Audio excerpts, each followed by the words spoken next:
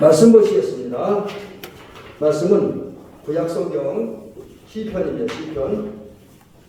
시편 24편 3절부터 6절까지입니다. 시편 24편 3절부터 6절입니다. 자, 이제 제가 천천히 봉독을 해드리도록 하겠습니다. 다 찾으셨죠? 여호와의 산에 오를 자가 누구며 그의 거룩한 곳에 설 자가 누구인가? 곧 손이 깨끗하며 마음이 청결하며 뜻을 허탄한 데에 두지 아니하며 거짓 맹세하지 아니하는 자로다. 그는 여호와께 복을 받고 구원의 하나님께 의를 얻으리니 이는 여호와를 찾는 족속이요 야곱의 하나님의 얼굴을 구하는 자로다. 아멘. 오늘 이제 이 말씀 가지고 누가 하나님께 나가고 그 다음에 원래 누가가 또 들어가야 제가 그 지면에 좋기 때문에 뺐는데 누가 하나님 앞에 서는가 이런 제목으로 오늘 말씀을 드리면서 은혜 받도록 합니다. 원래 제가 처음에 제목을 정하려고 할 때는 그렇게 정하려고 그랬었어요. 누가 이제 하나님께 나가고 하나님 앞에 서는 거에 빼놓고 누가 이렇게 제목을 정하려고 하다가 너무 제목이 막연한 것 같았고 그리고 본문을 가지고 이제 이렇게 생각을 하다 보니까 누가 하나님께 나가고 누가 하나님께 서는가 이런 제목으로 말씀드리고 했고요. 또 그런 제목으로 말씀드리려고 합니다. 요즘에 이제 우리 교회에 어린이들이 없다 보니까 제가 그 찬양을 잘 부르지는 않습니다. 근데 어린이들과 함께 재밌게 불렀던 찬송이 있어요. 아마 이 찬송 제가 조금만 불러도 우리 장로님이나 권사님들 아시는 분들이 꽤 많이 있을 거예요. 어떤 찬양이냐면 오늘 내가 예수님 만나면 정말 좋겠네 정말 좋겠네 오늘 내가 예수님 만나면 정말 좋겠네 정말 좋겠네 예수님 나와 함께 손목을 잡고 하늘나라로 올라가겠네 올라가겠네. 사실 많이 들어보시죠? 과거에 아마 못 들어보는데 저희보다는 제가 기억하기는 제가 이제 그 학교 다닐 때 아르니아라고 하는 그 어린이하고 청소년들 교육하는 그 우리 이제 서클 하나 그 동아리를 조직해 하고 우리끼리 기독교 교육에 관한 교회에서 또 어떻게 기독교 교육을 잘할 것인가 우리끼리 연구하는 그런 동아리가 있었어요. 그때 우리가 이제 활동을 하면서 또 어떤 우리 일동이라고 몸찬양이라고 또 어떤 몸찬양 좋고 일동도 좋은데 그때 우리 서클에서 우리 친구들과 또 선배들과 함께 많이 불렀던 찬양이고요. 교회 와서도 아이들과 함께 꽤 많이 불렀던 찬양입니다. 근데 제가 왜 이 찬양을 오늘 불러드렸냐? 사실 오래간만에 하다 보니까 음정도 좀 이상했는데 이 찬양에서 하나 느낄 수 있는 게 뭐냐면 예수님을 만나면 정말 좋다는 거예요. 예수님 만나면 정말 좋다. 다른 말은 예수님 만나면 너무너무 행복하다는 거죠. 여러분 오늘 이후에 우리 대민교회 사랑하는 모든 장로님과 권사님들 우리 집사님 성도님 예수님 만남으로 예수님 만나는 자에게는 기쁨, 행복, 평화를 경험하고 누리는 저희들 주의 이름으로 간절히 부탁드립니다. 다른 건 몰라도 예수님 만나면 너무 좋아요. 그래서 어떤 분은 예수 한 분이 좋단다. 예수 한 분을 만족한다. 이런 고백도 합니다. 자, 실제로 이런 은혜를 경험하고 기뻐하는 사람이 있어요.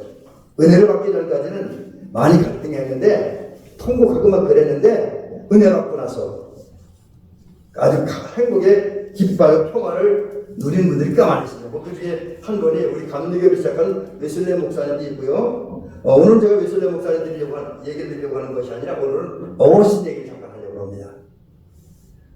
이 어거스틴은 우리 교회사에서 빼놓을 수 없이 중요한 분입니다.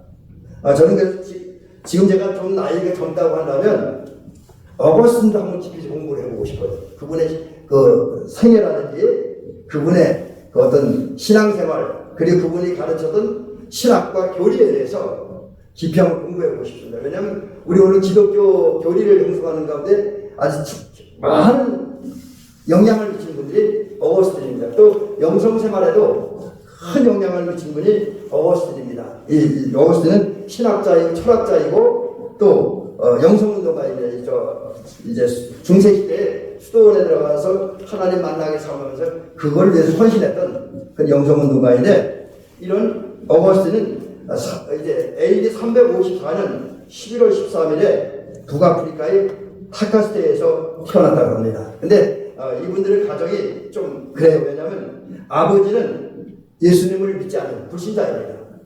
이제 아버지가 파트라키우스라고 하는 사람인데 이분은 예수님 믿지 않아요. 근데 그 어머니는 우리가 잘 아는 모니카입니다. 아주 독실한 신앙인입니다. 근데 이런 어거스틴은 이제 그 다음에 어린 시절부터 특별한 얘기 없고 큰 다음에 대학에 가서 열심히 공부를 합니다.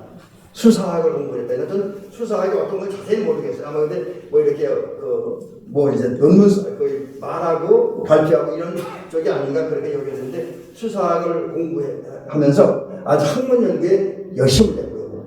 또 어느 때부터 철학도 많이 공부했다고 합니다. 그 다음에 젊은 시절에 제가 기억하기에는 9년 정도 만이교라고 하는 이상한 종교에 빠져갖고 그 만이교를 통해서 종교 생활에 열심을 내기도 했습니다.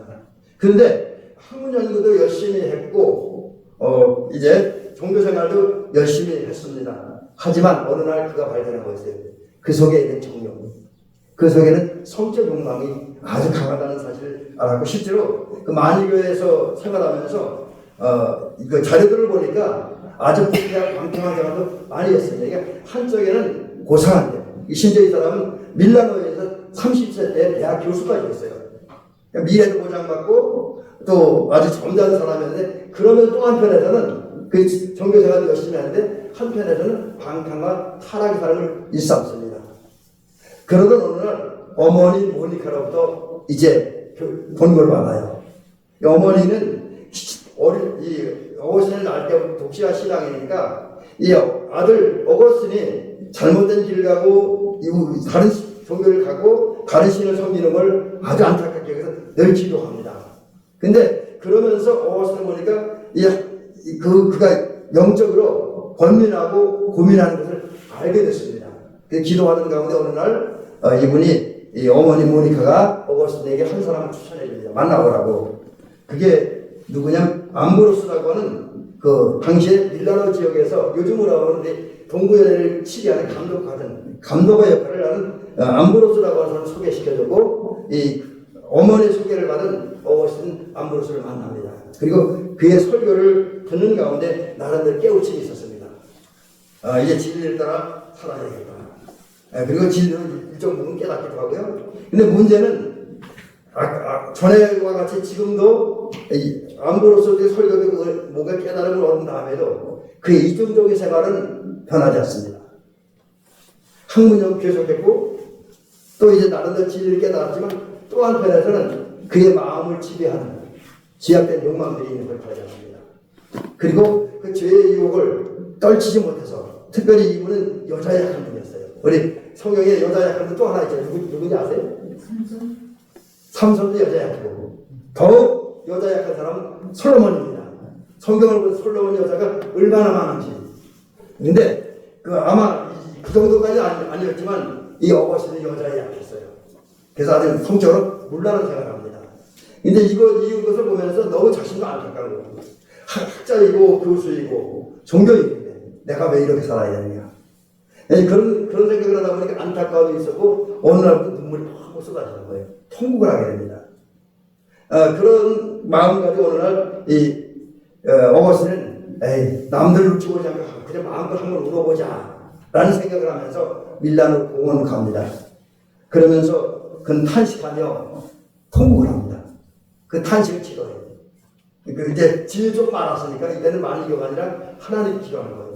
하나님, 나는 하나님도 섬기고 진리도 아는데 또 대학 교수까지 되는데 왜 이 모양으로 살아야 됩니까? 나는 왜 이 타락을 벗어나지 못합니까? 왜 이렇게 더럽게 살아야 됩니까?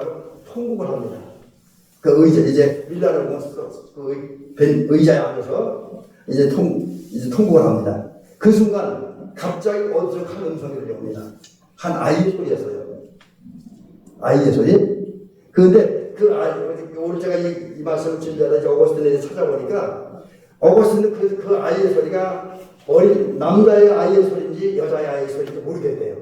근데 그리고 그가 주변을 봐도 아이는 없었대요. 근데 아이의 음성으로 분명히 어떤 한 소리가 들리는데 그게 뭐냐? 집어 읽어라. 집어서 읽어라. 라고 하는 이제 그 음성이 들렸어요. 그래서 제가 전에 알기로는 옆에 있는 종이 쪽지를 써 읽은 것을 알고 있었는데 자료를 썼다 보니 그건 아니고요. 이 집어 읽으라는 말을 음성이 들렸을 때 이 어거스틴은 성경을 펴서 읽었다고 합니다. 근데 그 성경을 펴서 읽었는데 그 말씀이 어떤 말씀이냐면 로마서 13장 13절부터 14절 말씀입니다. 그 말씀은 이런 것입니다. 낮에와 같이 단정히 행하고 방탕하거나 술 취하지 말며 음란하거나 호색하지 말며 다투거나 시기하지 말고 오직 주 예수 그리스도로 올리고 정욕을 위하여 육신의 일을 도모하지 말라. 이 말씀을 들을 때 갑자기 그의 마음속에 아주 밝고 환한 빛이 그 뼛속으로 파고들었다고 합니다. 그리고 확신이 생겼다고요. 그러면서 그동안 자기를 짓눌렀던 그 이중적인 마음이 싹 사라지고 또 안타까운 마음, 고민하고 갈등하는 마음이 싹 사라지고 평안이 임했다고 합니다.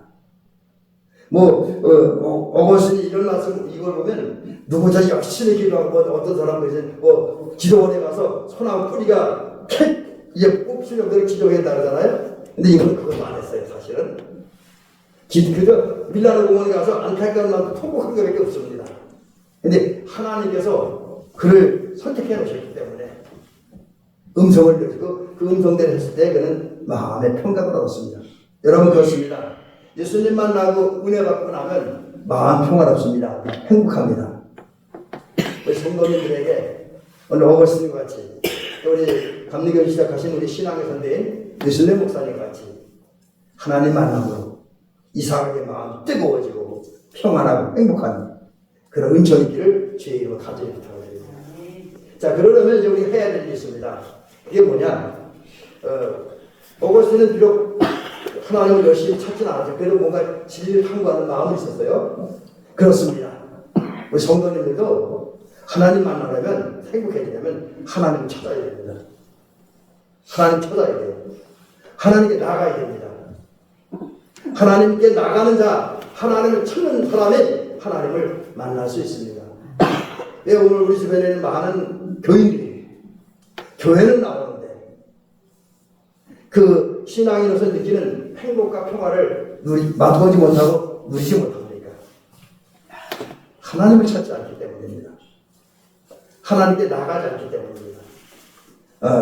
그러나 반면에 우리 주변에는 어떤 사람들은 하나님을 만나고 행복에 빠져 사는 사람도 꽤나 많이 있습니다. 제가 유튜브를 종종 보다 보니까 또 꼭 그런 유튜브만 보는 건 아니지만 많은 분들이 하나님을 만난 그 감격과 기쁨과 평화를 간증하는 그런 이야기들을 많이 듣습니다. 그렇습니다. 하나님 만나야 행복합니다. 그러면 하나님께 나가야 돼요. 자, 그러면 과연 누가 하나님께 나갈 수 있느냐? 여러분, 하나님께 나가는 건 아무나 나갈 수 있는 건 아니에요. 하나님께 나가려면 저건 뭔가 갖춰야 돼요. 그래서 오늘 본문에 보니까 하나님께 나갈 때 그러면 뭘 갖춰야 되냐? 사실 이게 굉장히 궁금한 겁니다. 그래서 오늘 우리가 시편 24편 읽다 보니까 3절에서 다윗이 이 하나님을 만나야 되겠다는 마음을 가지고 아주 굉장히 심각하고 근본적 질문을 합니다. 그 질문이 뭡니까? 여호와의 산에 오를 자가 누구며 그의 거룩한 곳에 설 자가 누구인가? 여러분, 이게 솔로몬의 질문입니다. 여호와의 산에 설 자가 누구며 그의 거룩한 곳에 설 자가 누구인가? 여러분, 누가 여호와의 산에 나가고 또 여호와 거룩한 산에 섭니까? 이게 우리 질문이에요. 여러분, 제가 언젠가 그랬죠. 현대인들의 문제는 근본적인 질문을 하지 못하는 것이다. 영적으로 어둠에 있는 사람들 근본적인 질문 못해요. 그러나 영이 깨어있는 사람들, 영이 살아있는 사람들은 하나님 앞에 살기 위해서 은혜로 복되고 평화로 사는 살기 위해서 행복한 삶을 살기 위해서 근본적인 질문을 합니다. 그 질문이 뭡니까? 누가 하나님 앞에 여호와의 산에 서고 누가 그의 거룩한 곳에 서느냐, 이 질문을 합니다. 자, 그러면 여기서 솔로몬이 했던 질문, 여호와 앞에 여호와의 산은 무엇이고 그의 거룩한 것은 무엇입니까? 사실 이게 어렵게 생각하면 어려운 얘기인데 그러나 그렇게 어려운 얘기는 아니에요. 왜냐하면 똑같은 의미를 가지고 있습니다. 여호와의 산, 그의 거룩한 것 같은 거예요. 같은 자리, 같은 의미인데 그 같은 의미가 뭐냐면 이게 이제 문자적으로 보면 시온산을 말하는 거예요. 시온산이 어떤 겁니까? 적어도 이스라엘 백성들에게는 하나님 만나는 자리입니다. 하나님이 계신 자리예요. 하나님이 계신 자리예요. 그렇습니다. 여호와 앞에 여호와의 산에 선다. 그의 거룩한 산에 그의 거룩한 곳에 선다는 말은 제가 이렇게 표현합니다. 하나님께 나가고 하나님 앞에 서는 자. 여기에 더하여 하나님 앞에 서는 후에 주의 몸된 교회에서 하나님이 기뻐하는 영적 예배를 드릴 수 있는 사람을 말합니다. 그럼 과연 누가 하나님 앞에 나아가며 하나님 앞에 서서 그러니까 특별히 하나님 앞에 섰다고 하는 또 다른 말은 주의 몸된 교회 안에 있는다고 하는 의미도 있는데 주의 몸된 교회에서 하나님이 기뻐하는 영적 예배를 드릴 수 있겠습니까? 오늘 이제 시편 24편 4절과 6절에서는 누가 하나님 앞에 서는가? 누가 하나님 기뻐하는 영적 예배를 드릴 수 있는가에 대한 해답을 들려주고 있습니다. 그것은 몇 가지로 나누어서 제가 잠깐 말씀드려보도록 합니다. 첫째는 손이 깨끗해야 돼요. 손. 근데 여러분, 성경의 손은 뭘 말하냐면 어떤 행위를 말하는 거예요. 행동. 성경에서 손을 움직이다 어떤 행동을 했다는 거예요. 그래서 손이 깨끗하다 이 말은 내가 살아간 삶의 모습, 내 행동들이 깨끗하다는 거예요. 거룩하다는 겁니다. 다른 말로 하면 손이 깨끗하게 살아야 된다는 거룩하고 깨끗하게 살아야 된다.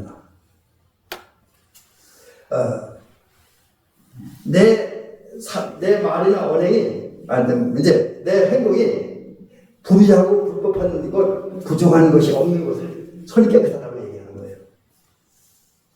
남의 것을 훔치지도 않고, 남의 것을 사기치지도 않고, 남의 것을 욕심내지도 않고, 또 어거스틴처럼 그게 성적인 타락에 빠져서 방종한 생활을 하지 않고 쾌락주의로 살지 않는 이게 이제 손이 깨끗한 삶입니다. 여러분, 우리가 하나님 앞에 나가려면, 하나님 앞에 서려면, 그리고 하나님 앞에서 하나님이 기뻐하는 거룩한 예배, 영적 예배를 드리려면 손이 깨끗하고 내 행동이 의롭고 거룩하고 바르게 되어야 된다라고 하는 사실입니다. 그래서 두 번째는 우리가 이제 하나님 앞에 나가고 하나님 앞에서 하나님 기뻐하는 영적 예배를 드리면 청결한 마음을 품어야 한다. 청결한 마음. 여러분, 성경에서는 마음을 굉장히 중요하게 얘기하십니다. 왜냐하면 우리 삶을 돌아보면 마음은 우리 삶의 모든 것이에요. 우리 삶은 마음에서부터 시작되고 마음으로 진행되어지고 마음으로 완성되어집니다.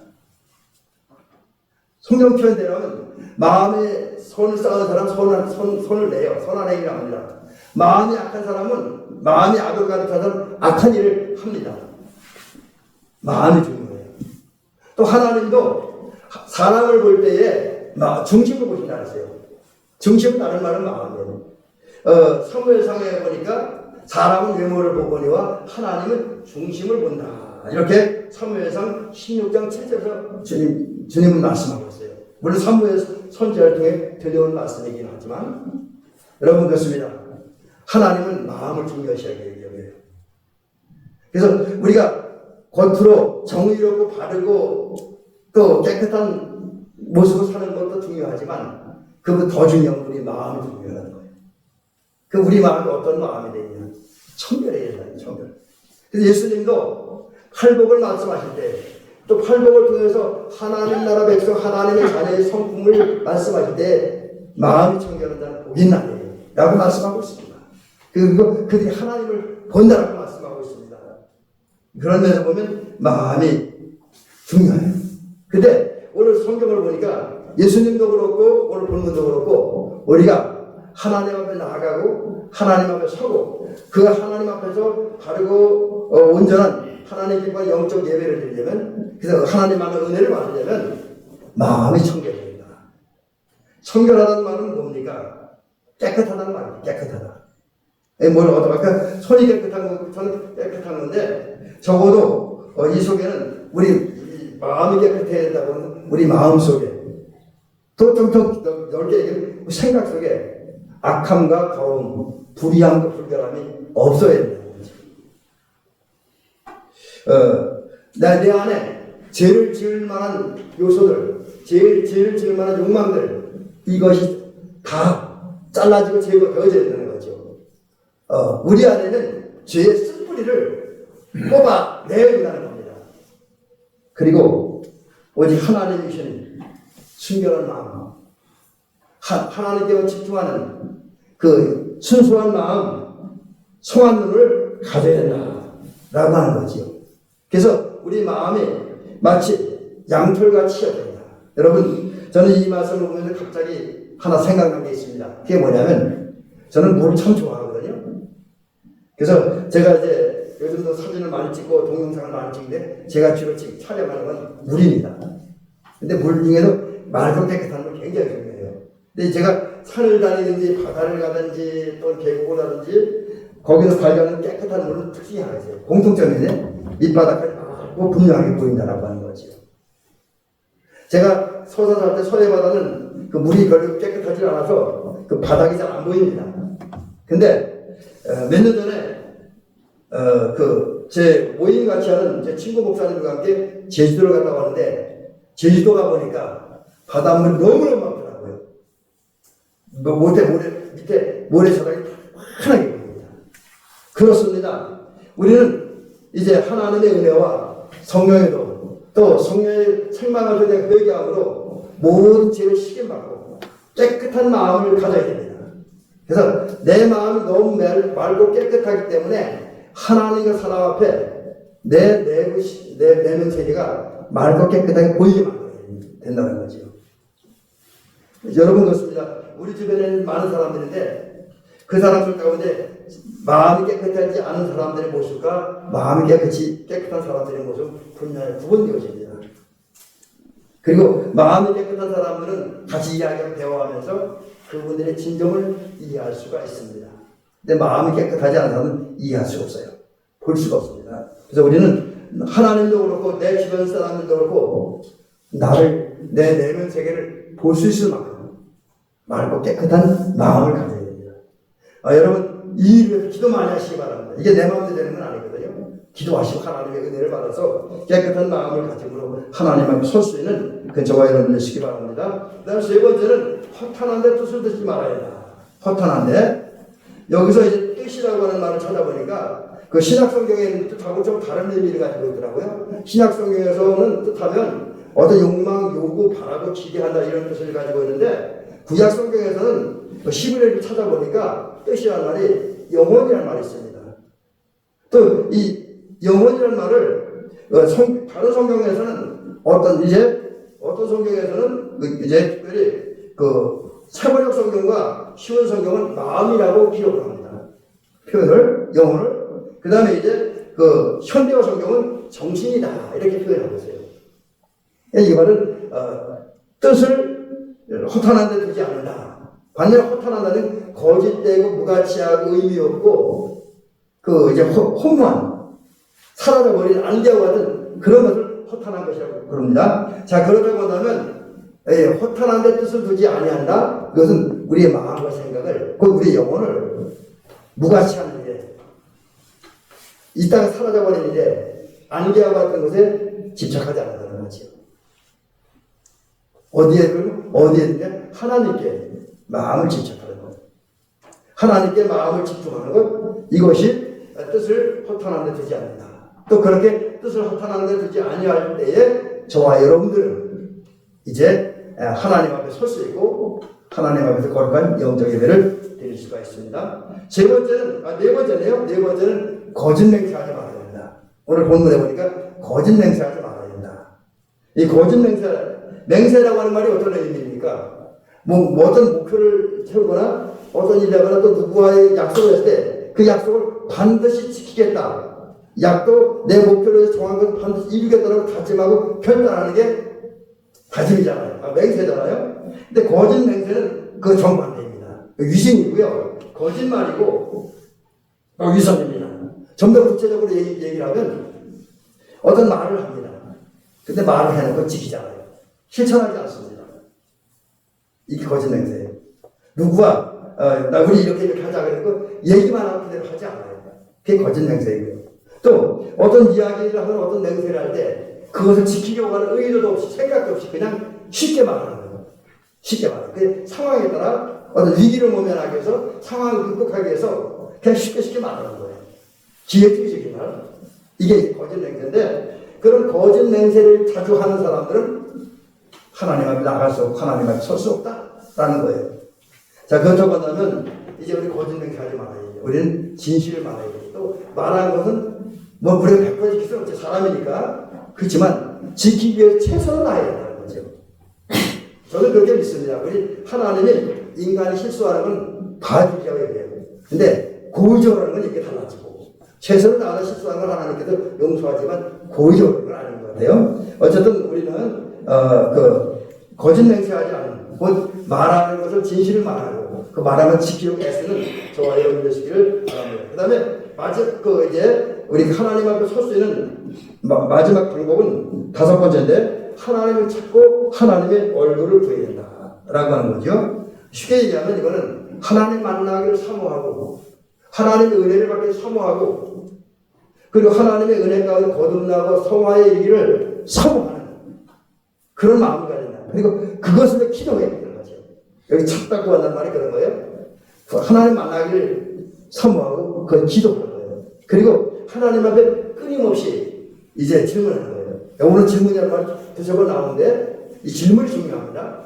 하나님, 내 상태가 지금 하나님 만날 만한 상태입니까? 그걸 질문해 보는 거예요. 내가 오늘 하나님 만나고 하나님 행복을 누린다. 뭘 해야 됩니까? 어떻게 해야 됩니까? 그런 질문을 해야 돼요. 그럴 다음에 하나님의 깨달음을 따라서 그 하나님 만나는 데 필요한, 은혜 받는 필요한 일들을 내가 하는 거. 이게 하나님을 찾고 하나님의 얼굴을 구하는 것이다. 우리가 이렇게 살아갈 때 하나님은 우리에게 하나님 만나는 좋으십니다. 하나님 앞에 서로는 좋으십니다. 행복하게 살게 하십니다. 마지막에 이런 얘기를 드리면서 오늘 말씀을 마치려고 합니다. 자, 이제 우리가 오늘 시편 24편 4절과 6절에 손을 깨끗이 하고 마음을 정결하게 뜻을 허탄한 데 두지 아니하고 그 다음에 거짓 맹세하지 아니하고 하나님의 얼굴을 찾고 하나님을 구할 때 하나님 우리가 어떤 복을 주시냐. 여기 오늘 이 6절은 5절이죠. 5절이 이렇게 말씀하고 있습니다. 그는 여호와께 복을 받고 구원의 하나님께 의를 얻으리니. 여러분 이 말씀 간단하죠. 우리가 정말 4절에 있는 말씀을 그대로 실천해서 하나님 앞에 나갈 조건을 갖추고 하나님 앞에 서서히 조건을 갖추고 또 하나님 앞에 하나님 기뻐하는 영적인 은혜를 드릴 수 있는 조건을 갖추고 그리고 더 나아가 하나님을 만나고 그분과 동행할 수 있는 어떤 조건을 갖추면 하나님께서 우리에게 복을 주십니다. 근데 그 복이 뭐냐? 여기 보니까 하나님께 의를 얻는다. 이게 이걸 다른 성경은 이렇게 번역을 했어요. 하나님으로부터 의를 인정을 받는 거죠. 의를 인정. 이걸 우리 신약성인 용어로 하면 칭의의 은혜를 얻는다. 그렇게 얘기합니다. 여러분 그렇습니다. 우리가 이 4절 말씀과 6절 말씀을 실천할 때에 하나님의 의인이라는 인정을 받아요. 의인이라는 인정을 받았다는 건 뭐냐? 하나님이 생명을 얻었다는 거예요. 하나님의 생명이 그 4절 말씀과 6절 말씀을 실천하는 사람들에게 하나님의 생명이 오는 거예요. 그리고 구원을 완성하는 거고 그리고 하나님의 자녀로서 하나나라 백성으로 사는 겁니다. 그러니까 한마디로 얘기하면 이 6절 말씀을 정리하면 가장 큰 복인데 우리가 이제 손을 깨끗이 하고 마음을 정결케 하고 뜻을 허탄한 데 두지 아니하고 거짓 맹세하지 아니하고 하나님을 찾고 구할 때에 우리는 구원의 은총을 받습니다. 그리고 구원받은 자에게는 그 외에 주어진 여러 가지 갖가지 모양의 복이 있나요? 영혼이 알든같이 범사에 잘되고 강건해진 복이 있는 것입니다. 하나님을 사랑하는 자, 곧 그의 뜻대로 부르심을 입은 자들에게는 모든 것이 합력하여 서로를 이루는 복이 임합니다. 여러분 이 사실을 기억하고 오늘 우리가 손을 깨끗이 하고 우리의 행위가 의롭고 거룩한 바른 삶을 살기를 원합니다. 또 하나님의 도움과 은혜를 받아서 우리의 마음의 죄의 요소가 전혀 없는 깨끗하고 순수한 마음을 품고 또 뜻을 못하는데 우리 마음과 생각을 쓸데없는 데 두지 않고 거기에 집착하지 않고 하나님께 집착시키고 우리가 거짓 맹세하지 않고 이제 진실을 말하고 사실을 말하고 또 말하는 것을 지키기 위해서 최선을 다하고 또 하나님의 은혜를 구하는 하나님을 찾기 위해 노력하는 그 삶을 살아서 이제 하나님의 주신 복을 받고 하나님의 의가 인정받는 곧 하나님 구원을 받고 그의 구원받은 자에게 주어진 갖가지 모양의 은혜와 복을 받아들이는 은총이 있기를 주의 이름으로 축원합니다.